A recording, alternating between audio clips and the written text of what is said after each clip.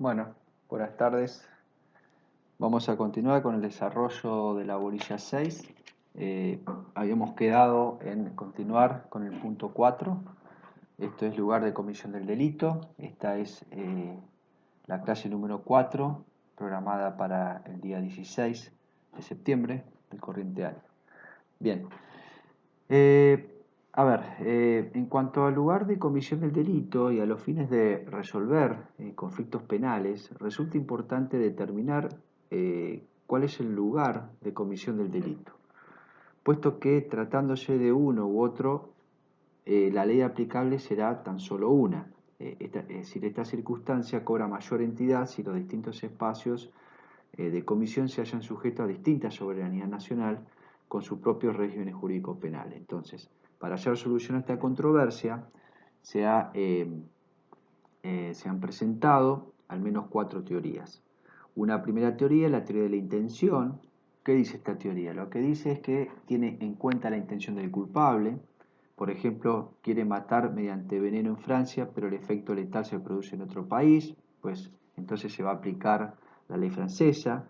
Esta posición presenta ciertas críticas, pues deja fuera a los delitos preteritencionales y a los delitos culposos, que están más allá de la intención y contra la intención misma. Una segunda teoría, la teoría de la acción, que tiene en cuenta solo el momento de la ejecución, sin valorar el instante de la consumación. Por ejemplo, si la víctima fue herida en Suiza pero muere en Italia, el justiciable debe ser juzgado por la ley suiza. Una tercera teoría que tiene que ver con la teoría de la acción ampliada. Esta teoría dice que la infracción se comete donde se verifica la parte esencial de la actividad criminosa.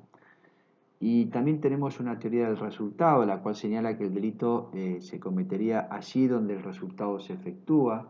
Esta tesis presenta como crítica que deja sin solución a los hechos tentados, como que también deja trunco el derecho del Estado a reprimir el delito cometido en su propio territorio. La República Argentina se enrola en la doctrina de la unidad, llamada también tesis de la ubicuidad, la cual tiene en cuenta tanto la acción, este como momento ejecutivo del acto, como el resultado, momento consumativo. De esta manera, nuestro Código Penal se aplica siempre para los delitos cometidos en el territorio, conducta positiva, como los que recaen en él sus efectos, esto es en cuanto a sus resultados, y para el caso de un delito de omisión, el lugar de la infracción se determina en donde debía haberse cumplido la acción esperada. Cuadra consignar sobre este punto que nuestro país mantuvo durante mucho tiempo la tesis que aplicaba la ley del lugar de la consumación del delito, pero ese criterio comenzó a variar a partir del caso Ruiz Mira, donde el Procurador General de la Nación dictaminó que lo que se debe intentar es la mejor actuación de la justicia, permitiendo que la investigación y el proceso se lleven a cabo en la proximidad del lugar en el que ocurrió la infracción, donde se encuentran los elementos de prueba y los testigos, donde muchas veces también se halla el domicilio del imputado, que esto hace a que su defensa se pueda facilitar. Y también hay que acotar que luego de este caso Ruy Mira, la Corte Suprema fue reforzando esta postura a partir de los casos Brunello y Villarreal, entre otros, adoptando así la tesis de la ubicuidad. Bien, cuando hablamos de delitos a distancias y delitos de tránsito, en cuanto a los delitos a distancia son aquellos en que la manifestación de la voluntad o de la personalidad opera en un país y el resultado se produce en otro. Por ejemplo, una carta con amenazas remitida desde un estado a otro. En este sentido, la doctrina en su gran mayoría tiende a interpretar tales delitos como cometidos en el territorio, por lo que no merece mayor análisis las circunstancias desde dónde fueron cometidos, esté castigado o no esa conducta. En realidad es aplicable la ley del Estado en donde se produjo el resultado, pero no por el principio territorial, sino por el real o de defensa, como bien lo hemos señalado en las clases anteriores. ¿Por qué? Porque con respecto a los delitos a distancia, el Código no los considera cometidos en el territorio de la nación o en los lugares que se hayan sometido a su jurisdicción, sino que al disponer sobre los efectos de los mismos, los examina como cometidos fuera del país y no dentro de él. Pero como resulta ser cierto que el autor de ese delito no está ni en el territorio de la nación ni en los lugares sometidos a su jurisdicción, sino en un lugar donde la República carece de jurisdicción, pues este autor deberá ser extraditado eventualmente para ser sometido a la ley penal argentina, sea por el principio territorial o sea por el principio real o de defensa. Y los delitos de tránsito son los que se consuman en distintas jurisdicciones, por ejemplo, una privación ilegítima de libertad. Y en este sentido, el Tratado de Montevideo del año 1889, en su artículo 3, establece que el Estado captor será el que tiene la jurisdicción para juzgar el caso. Bien, vamos a ver ahora, a desarrollar un poco lo que es la extradición. Bien, a causa de que los estados han establecido que sus leyes penales se aplican en principio, se aplica el principio de la territorialidad, como venimos viendo, es que encuentra fundamento este instituto de la extradición, puesto que puede suceder que un delito cuyo juzgamiento corresponda a un país o cuando un hecho ha sido juzgado, el acusado o condenado se refugie en el territorio de otro estado. Entonces hará falta una figura jurídica que permite la entrega del delincuente al Estado que lo solicita, ¿sí? Para ser juzgado, para que cumpla su pena. Entonces, en esto consiste el instituto de la extradición, que podríamos decir, definirlo como un acto de colaboración punitiva internacional para que un reo refugiado en el extranjero sea entregado al Estado en que se cometió el delito y sufra las penas merecidas. En ese sentido, nuestro país se encuentra enrolado en tal espíritu. De allí tenemos la ley 24.767, que es la Ley de Cooperación Internacional en Materia Penal, ley que fue sancionada en diciembre del año 1996 y promulgada, de hecho, en el año 1997. Hay 6 principios fundamentales que se encuentran en la mayoría de los tratados de extradición. Vamos a analizar de cuáles se tratan, cuáles son, digamos. En primer lugar, como principio, la influencia de la nacionalidad en la extradición. Este principio consiste en que un Estado puede negarse la extradición de sus nacionales, en cuyo caso se comprometerá a juzgarlo de conformidad con su propia legislación. Se trata de la aplicación del principio en que se instrumenta, este es un principio que se instrumenta en muchos países. Un segundo principio tiene que ver con la índole del delito que puede dar lugar a la extradición. En este sentido, se admite en el derecho internacional sobre extradición que los delitos políticos no pueden dar lugar al mismo, dado que ningún texto internacional aporta una definición precisa del delito político. En consecuencia, corresponde al Estado requerido el decidir si se trata de un delito político o no. En caso de delitos complejos, delito de derecho común por su naturaleza, pero con motivación política, la tendencia actual es más bien restringir el alcance de la noción de delito político con el objeto, precisamente, de poder realizar la extradición. Por otra parte, a diferencia de los tratados más antiguos que contienen una lista de los delitos que dan lugar a la extradición, los tratados más recientes, más modernos, definen estos delitos en términos más bien generales en función de su gravedad y de la pena aplicable. Por ejemplo, teniendo en cuenta la duración mínima de la pena de privación de libertad. Un tercer principio, principio de la doble incriminación.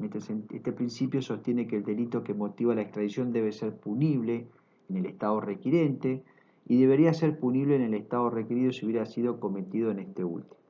Esto, en virtud de este postulado, la extradición puede ser denegada si se hubiera producido la prescripción en el estado requerido, por ejemplo. Un principio no bis in idem, un cuarto principio. Este principio afirma que no se considera la extradición cuando la persona reclamada ya ha sido juzgada por los mismos hechos que motivan la solicitud de extradición. No obstante, si la persona reclamada se ha beneficiado de un indulto, por ejemplo, puede igualmente ser juzgado de nuevo de conformidad con algunos tratados de extradición recientes. Un quinto principio, principio de la especialidad. Este principio reza que la persona para la que se solicita la extradición solamente puede ser encausada, juzgada y encarcelada por los hechos que motivaron la extradición o posteriores a la misma. Es decir, si la persona ha sido extraditada en virtud de una condena, solo podrá cumplir la pena impuesta en la sentencia condenatoria por la que se le concedió la extradición. Este principio exige que la persona entregada sea juzgada solo por los hechos que motivaron la solicitud de extradición y tal como fueron calificados.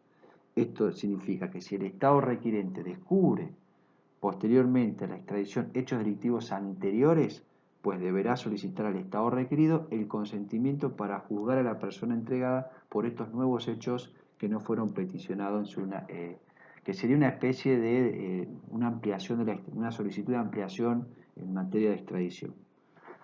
Y como un sexto principio, denominado denegación de la extradición en casos de pena capital, esto es importante, este principio predica que si el Estado requerido no inflige la pena capital a sus propios imputados, o si no ejecuta dichas penas aunque se encuentren entre las penas aplicables, puede denegar la extradición cuando la persona reclamada pueda ser objeto de esta pena en el Estado requirente, salvo si de existir esto, diera seguridad suficiente de que la pena capital no será ejecutada. En lo que hace a su concepto, la extradición, podemos decir que es un acto, que ya lo mencionamos, un acto de colaboración auxilio de un Estado a otro, por cuanto a los fines de combatir el delito, es como un país requiere la entrega del delincuente que se halla en otro, todo tendiente o con la finalidad de llevar a cabo el proceso penal seguido en su contra o para hacerle cumplir la sentencia condenatoria recaída para el caso que ya haya sido juzgado y condenado, y mediante dicha solicitud el gobierno requerido hace entrega al Estado peticionante del reo refugiado en su territorio. Como fundamento de la extradición, la misma descansa en la necesidad recíproca de realizar una defensa social, si se quiere, contra la delincuencia. Eso en muchos delitos, muchos delitos quedarían impunes. En relación a su naturaleza, si bien no hay acuerdo no hay acuerdo en la doctrina, tenemos por un lado un grupo que sostiene que se trata de un deber moral, otros piensan que tiene el carácter de un acto obligatorio, pero cabe indicar que la mayoría de los estados tratan a la extradición como un verdadero instituto de derecho, toda vez que se materializa en tratados y convenciones internacionales, en leyes, etc. Es decir, no se trata de un acto político, de una cortesía internacional, sino de un verdadero y eminente acto jurídico derivado del principio de territorialidad de la ley penal que se expresa por medio de un acto judicial, es decir, a través del ejercicio de una jurisdicción penal subsidiaria del Estado donde se cometió el delito. En cuanto a su evolución histórica, bueno, podemos señalar que la extradición existe desde hace muchísimo tiempo. Ya el rey Ramsés II, faraón de la dinastía del siglo XVIII, había celebrado un tratado de este tipo con el príncipe Cheta en el año 1278 a.C. En Grecia se previó también esta figura, concediéndosela para los delitos de carácter grave. Roma también la estableció mediante tratados, aunque la previó en base a la costumbre y reciprocidad. También cabe decir que el derecho de asilo frenó el crecimiento de la extradición de delincuentes, pero en el siglo XIX se detectaron acuerdos de colaboración entre el príncipe de Benevento y los magistrados de Nápoles, ¿sí? Y bueno, y así podemos mencionar una serie de eventos, de historias sobre este instituto de la extradición. Bien, analizados estos tópicos, es provechoso entonces ahora conocer que la extradición es reglada por normas de derecho internacional público, de derecho internacional privado, de derecho penal, de derecho procesal penal, de derecho administrativo, de derecho constitucional y de derecho civil. En lo que hace a sus fuentes hay que distinguir entre fuentes internas y fuentes internacionales. Las fuentes internas computan aspectos procesales y sustanciales de la extradición. Según las distintas legislaciones hay varios sistemas. Tenemos la Ley Especial sobre Extradición, la regulación de la extradición en el Código de Procedimiento Penal, la norma sobre reglamentación de extranjería, en la que se analiza precisamente la extradición, la reglamentación de la extradición en el Código Penal conjuntamente con el Código de Procedimiento Penal. Y por otro lado, las fuentes internacionales hay que consignar las convenciones bilaterales, las convenciones multilaterales y, por otro lado, también la reciprocidad internacional que se da. También es necesario saber que la extradición se instrumenta en un tratado celebrado entre varios estados. Dicho tratado no es más que un acuerdo en el que ellos se comprometen recíprocamente a entregarse delincuentes previo el cumplimiento de verificación de ciertos requisitos. Asimismo, podemos decir que la extradición puede ser implementada a través de leyes locales o por convenios o declaraciones de reciprocidad. Estas últimas operan cuando los Estados partes advierten que sus tratados no alcanzan a cubrir las peticiones requeridas, entonces mediante aquellas lo que se hace es se colman las lagunas que existen. Frente a esto cabe entonces concluir que no existiendo tratados, convenios o declaraciones de colaboración de este tipo, la extradición puede llegar a transformarse en un acto de gobierno discrecional, pues fundado en móviles políticos, aquel puede hacer entrega o no del justiciable. En lo que respecta a la República Argentina, prevé el Instituto de la Extradición, como bien he hecho mención, la Ley 24.767, suscribiendo por ellos numerosos tratados con diversas potencias extranjeras. Entre los más importantes podemos mencionar, podemos citar los celebrados con Bolivia, a través de la Ley 11.692 y 23.933, con Brasil, Ley 17.279 y 24.505, con Chile, Ley 15.989 y 24.165, bueno, Costa Rica, Ecuador, Guatemala, Panamá, Paraguay, Uruguay, Venezuela, entre otros tantos, ¿no? Bien, en cuanto a las condiciones a que se subordina respecto del delito. Bien, la extradición, en primer lugar, tenemos que decir que no opera de manera automática, puesto que las leyes y tratados internacionales entre los diversos países deben prever a qué clase de delitos se están refiriendo para que el otorgamiento, o la solicitud de la extradición prospere.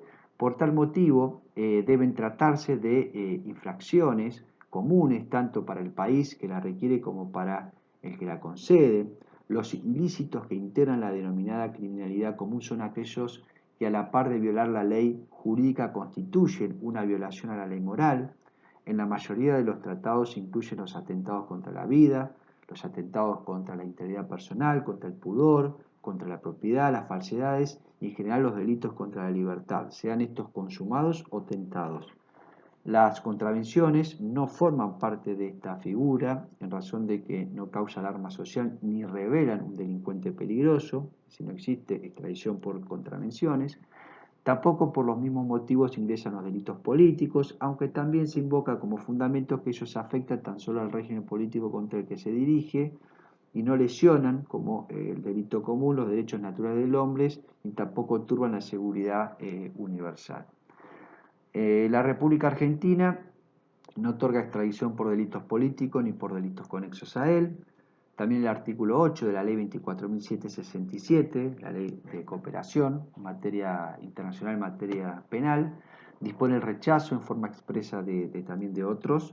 La referida prohibición surge de los tratados de Montevideo de 1889 y 1933 y de los celebrados con Suiza, Portugal, Estados Unidos, Inglaterra, Holanda, Italia, Bélgica y España. En cuanto a las condiciones con respecto del delincuente, salvo excepciones muy puntuales, los tratados suscriptos sobre extradición niegan la entrega del delincuente nacional que cometió un delito en el extranjero y en consecuencia aquel será juzgado siempre por los tribunales de su país, aplicándosele la pena establecida por la ley a los delitos cometidos en el territorio de la República. Esto es lo que se conoce con el nombre de derecho penal por representación, como bien lo hemos señalado anteriormente. Los fundamentos para la defensa de este postulado son varios. En primer lugar, la entrega del ciudadano es contraria a la dignidad nacional. Esto constituye un atentado contra el deber del Estado de proteger a sus súbditos. Nadie puede ser sustraído de sus jueces naturales. Derecho del ciudadano a habitar en el territorio de su patria. La justicia extranjera carece de imparcialidad. Por otro lado, la defensa en juicio ante el tribunal extranjero ofrece serias dificultades. La personalidad hace innecesaria la extradición, etcétera, etcétera. Es decir, no obstante, esta cuestión de a poco se va avanzando en materia doctrinal de manera contraria a esta argumentación, alegándose que ello no atenta contra los intereses de la justicia y de la defensa social, y porque el juzgamiento en las jurisdicciones donde ocurrió el hecho también facilita la producción de la prueba, pero cabe consignar que las legislaciones y las prácticas internacionales todavía se oponen a la entrega del nacional. Es decir, algunos estados ya están tratando la cuestión en forma facultativa, esto es de no suscribirse a una obligación negativa de manera absoluta. Y por último podemos decir que pese a todo, la Argentina prevé esta situación en su artículo 12 de la ley 24767 al contemplar la posibilidad que tiene el delincuente de optar a ser juzgado en el país por su delito cometido en el extranjero, salvo la existencia de un tratado específico que disponga lo contrario. Bien, vamos a dar por finalizar esta clase número 4 y continuamos en la clase siguiente, la clase número 5, y allí vamos a dar por concluido el desarrollo de lo que es la abolición número 6. Muchas gracias.